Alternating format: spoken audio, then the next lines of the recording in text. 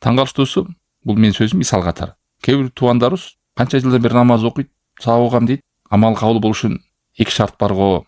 Кандай десең билбейт да. Сабак деле окуп жүрөм дейт. Биринчи ыйкылас, экинчи сүннөт деп кайталасаң, эмнеге ал кээ бирлер кызыкпайт, көңүл бурбайт, ушуну жазып албайт.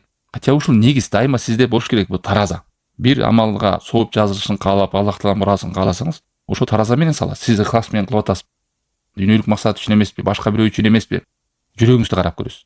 Анан ушул амалды сурайсыз, ушул динде барбы деп. Пайгамбар алейхиссалату вассалам келген нерсеге мен кылып аткан амалым дал келеби деп. Же бирөөлөр кылып атыптыр, бирөөлөр айтып атат, мен да ушун үчүн кылып атам деп айтасыз. Ал болбойт, анда амал кабыл болбойт. Мына ушуларды айтат да, негиздер, эреже катары алымдар коюп кеткен. Ошону мусулман адам түшүнүш керек. Себеби аны билбесе кээде адам амал кылат, ал динден эмес. Ушундай чоң алымдардын бардыгы чоң китептерден мурун кичинекей негизги нерселерге көңүл буруп адамдарга үйрөтүп келген. Негиздерди түшүнгөн болсо, анан кийинкилерди үйрөнүү жеңил болот.